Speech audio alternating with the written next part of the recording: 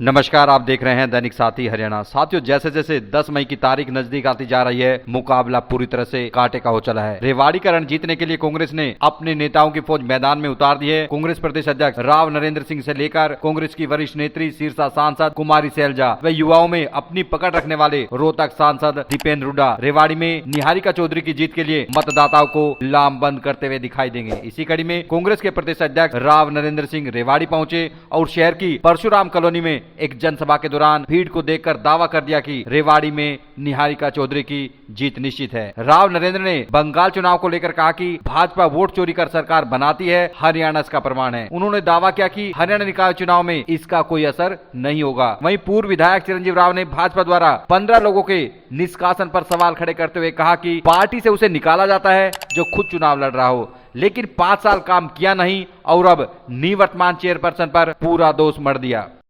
कार्यक्रम में आपने शिरकत की है, क्या कुछ कहेंगे? देखिए, मैं रेवाड़ी के लोगों के मन के अंदर एक विशेष चमक देख रहा हूँ, उमंग देख रहा हूँ, परिवर्तन की लहर है। और निश्चित रूप से मैं दावे के साथ कहता हूँ, हरियाणा के अंदर मुझे और भी शहरों में जाने का मौका मिला तो रेवाड़ी में भारी उत्साह है। सबसे पहले 13 तारीख को रिजल्ट आएगा। मैं दावे के साथ कह सकता हूँ कि कांग्रेस पार्टी के उम्मीदवार निहारिका चौधरी जी को रेवाड़ी के लोग अपना समर्थन, अपना आशीर्वाद दे करके चेयरपर्सन बनाएंगे। एक वो ट्रिपल इंजन की सरकार की बात करते हैं, हरियाणा में भी सरकार, केंद्र में भी सरकार, तो यहाँ पर भी उसी के नाम पर वो वोट मांग रहे हैं। कितना वाजिब है ये बात? देखिए, 11.5 साल से हरियाणा की जनता ने भारतीय जनता पार्टी को मौका दिया, लेकिन भारी भ्रष्टाचार, शहरों में कोई काम नहीं होना, सड़कें टूटी होना, पीने का पानी नहीं मिलना, सीवरेज की व्यवस्था खराब होना और भ्रष्टाचार होना, सबसे बड़ी बात तो यह है। उससे हरियाणा की जनता, शहर की जनता, रेवाड़ी की जनता परेशान है, परिवर्तन चाहती है। मैं समझता हूं भ्रष्टाचार मुक्त प्रशासन देने के लिए कांग्रेस पार्टी को अपना मौका देंगे। राज्यों के चुनाव परिणाम आए, क्या कुछ कहेंगे इस बारे? देखिए, आप जानते हैं देश के अंदर कोई भी संस्थाएं स्वतंत्र नहीं रह पा रही है, और खास तौर से हरियाणा के अंदर भी बनता हुआ कांग्रेस का राज आपके सामने वोट चोरी किया गया। फिर भी मैं मुबारकबाद देता हूं केरल की जनता को कि उन्होंने कांग्रेस के पक्ष में मतदान किया और हमारी राज्य में चौथी सरकार हमारी बनी है। 3 प्रदेशों में पहली थी, चौथी ये बनी है। बाकी परिवर्तन पर जनता का नियम है। इन लोगों ने वहां जाकर के, आपको जानते किस प्रकार से लाखों सुरक्षा के आदमी लगाए ममता जी को हराने के लिए, लेकिन प्रदेश की जनता समझदार है। हरियाणा की जनता इन बातों में नहीं आने वाली, वो देख चुकी है, इनके झूठे वायदों को देख चुकी है, और अब निश्चित रूप से आप मानिए हरियाणा में परिवर्तन शुरू हो चुका है। कांग्रेस की अगर बात कर ले तो बागी होकर चुनाव लड़ रही है शकुंतला भानोरिया, आपकी पार्टी में थी, वर्कर भी काफी आपकी पार्टी के उनके साथ लगे हुए हैं। आपने शुरू में कहा था कि इनके खिलाफ कार्रवाई करेंगे, लेकिन कोई असर होता हुआ दिखाई नहीं दे रहा। नहीं, निश्चित रूप से असर होगा। कांग्रेस पार्टी के जो खिलाफ चुनाव लड़ेगा और कांग्रेस के नीतियों विश्वास नहीं रखेगा, कांग्रेस पार्टी में उसके लिए कोई जगह नहीं है। और जो व्यक्ति कांग्रेस का अगर उनके साथ जाता है, मदद करता है, तो हमारा कांग्रेसी नहीं है, आप मानकर चलिए। इस मामले में हम कोई गुंजाइश नहीं है, पूरी तरह से अनुशासन बनाए रखा जाएगा। कार्रवाई भी होगी, पूरी निश्चित कार्रवाई होगी। और मैं आभारी हूँ, हमारे साथ में हमारे सचिव, राष्ट्रीय सचिव जो ऑल इंडिया कांग्रेस कमेटी के चिरंजीव राव जी, पूर्व मंत्री रंगा साहब, हमारे जिला अध्यक्ष भाई सुभाष छाबड़ी जी, दीवान जी, सभी कांग्रेस साथी एक होकर के उम्मीदवार का दिल से समर्थन कर रहे हैं, मदद कर रहे हैं, उनके लिए वोटों का अपील कर रहे हैं, और इसी वजह से हमारा उम्मीदवार विजयी होगा।